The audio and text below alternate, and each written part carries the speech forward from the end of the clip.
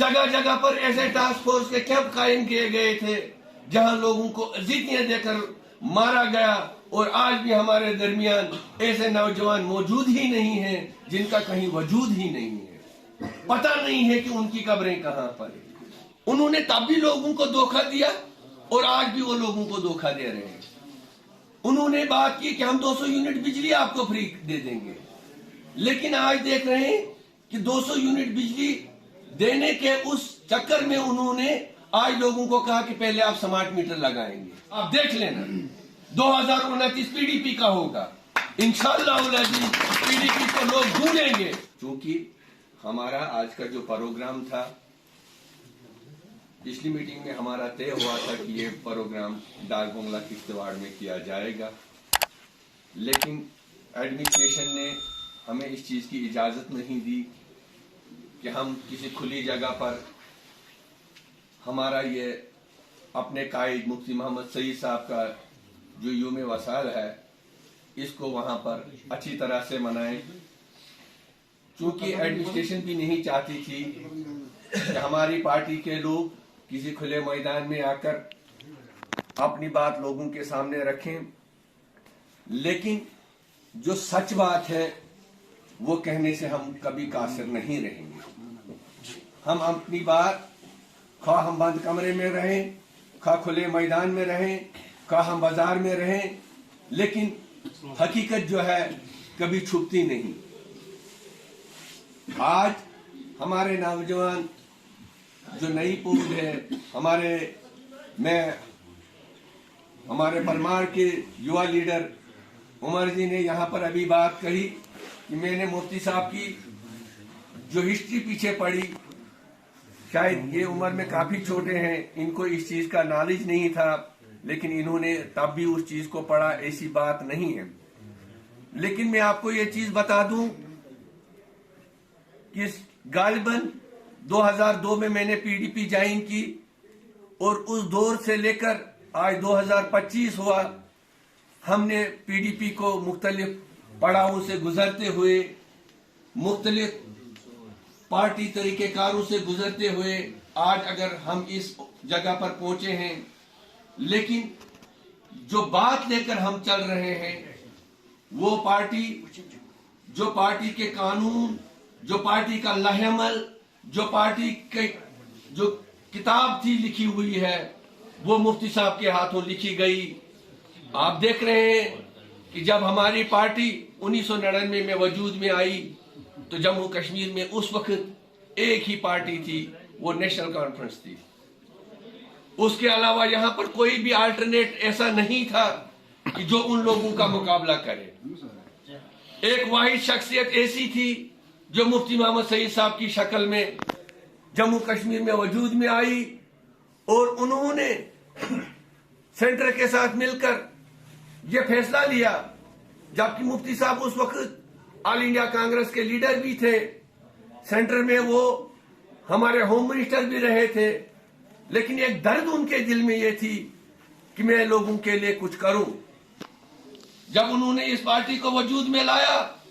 तो उन्होंने अपना एक मंशूर बनाया। उस मंशूर में उन्होंने एक नारा दिया, न ग्रेनेड से न गोली से बात बनेगी बोली से। गुलाम अली का जरा प्लीज डिस्टर्ब मन होगा सर। तो जब उन्होंने ये नारा दिया तो लोग परेशान हुए कि क्या वजह है, ये बात क्या है जो न ग्रेनेड से बनेगी न गोली से बनेगी तो बात बनेगी बोली से, ये नारा क्या है। तमाम जम्मू कश्मीर के लोग उस वक्त टास्क फोर्स के शिकार थे। तमाम जम्मू कश्मीर के लोग उस वक्त जगह जगह उतरकर, हमारे बुजुर्ग, नौजवान, औरतें जगह जगह गाड़ियों से उतरकर तलाशियां दे रहे थे। जब हमारे नौजवान रात को सोते थे तो ये कोई गारंटी नहीं थी कि सुबह हम उठकर अपने घर में होंगे या किसी कैद खाने में होंगे या किसी अजियत खाने में होंगे। जगह जगह पर ऐसे टास्क फोर्स के कैंप कायम किए गए थे जहां लोगों को अजीतियां देकर मारा गया, और आज भी हमारे दरमियान ऐसे नौजवान मौजूद ही नहीं हैं जिनका कहीं वजूद ही नहीं है। پتہ نہیں ہے کہ ان کی قبریں کہاں پر ہیں، لیکن یہ ایک ایسی واحد شخصیت اذان پڑھا۔ میں آپ سے کہہ رہا تھا کہ وہ شخصیت جنہوں ہم اٹھ کر اپنے گھر میں ہوں گے یا کسی قید خانے میں ہوں گے یا کسی اذیت خانے میں ہوں گے، جگہ جگہ پر ایسے ٹاسک فورس کے کیمپ قائم کیے گئے تھے جہاں لوگوں کو اذیتیں دے کر مارا گیا، اور آج بھی ہمارے درمیان ایسے نوجوان موجود ہی نہیں ہیں جن کا کہیں وجود ہی نہیں ہے، پتہ نہیں ہے کہ ان کی قبریں کہاں پر ہیں، لیکن یہ ایک ایسی واحد شخصیت اذان پڑھا۔ میں آپ سے کہہ رہا تھا کہ وہ شخصیت جنہوں نے ان تمام چیزوں پہ لگام لگائی، ہمارے پاس ٹاسک فورس کو انہوں نے ختم کیا، جو آرمی تھی ان کو بینکروں میں بھیج دیا، انہوں نے راولپنڈی کا راستہ کھولا، انہوں نے آر پار تجارت کی، انہوں نے جو لوگ بے گناہ لوگ جیلوں میں تھے ان کو باہر نکالا، اور وہ لوگ جو یہ چاہتے تھے کہ یہاں کا ماحول، یہاں کا امن خراب ہو، ان کے بھی منہ بند ہو گئے۔ لوگوں کے اندر احساس جس چیز کا پیدا کیا گیا کہ ایسی بات نہیں ہے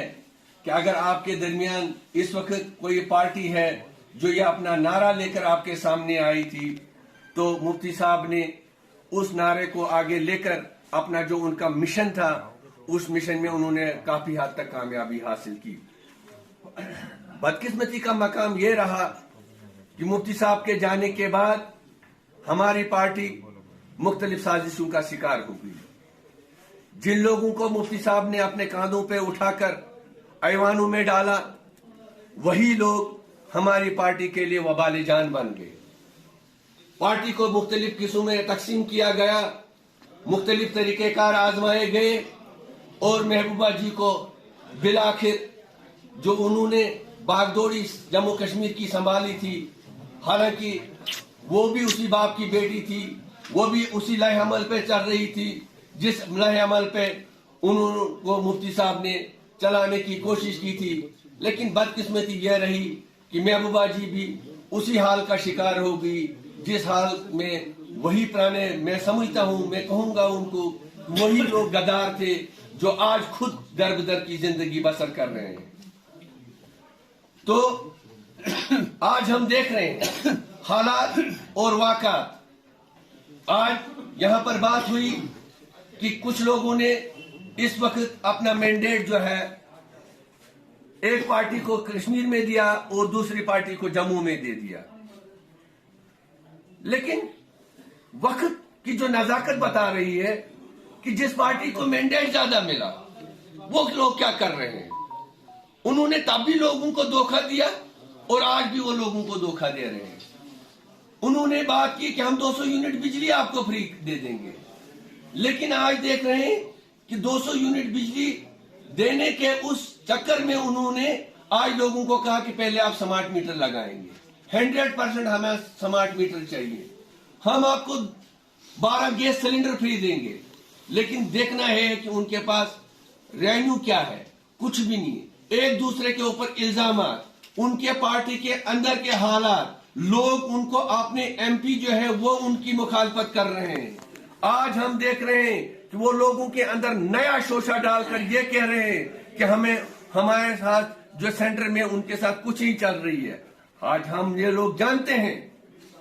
کہ اس وقت جو یہاں پر گورنر انتظامیہ ہے وہ اپنا کام بخوبی سے انجام دے رہی ہے، اور وہ اسی حالات سے اپنی سرکار چلا رہی ہے جو 2 سال یا 3 سال پہلے وہ اپنی سرکار چلاتے تھے۔ لیکن حالات اس قدر بگڑ چکے ہیں کہ جو یہ دعوے داری کر رہے ہیں، آج ہمارا چیف منسٹر ایک ڈرامہ کر رہا ہے، ان کا ایم پی دوسرا ڈرامہ کر رہا ہے، ان کے منسٹر تیسرا ڈرامہ کر رہے ہیں، اور جو ان کا ورکر ہے وہ چوتھا ڈرامہ کر رہا ہے۔ عام حالات میں لوگوں کو یہ سمجھنا چاہیے کہ جو یہ ان کے کہنے اور کرنے میں کتنی فرق ہے۔ یہ لوگ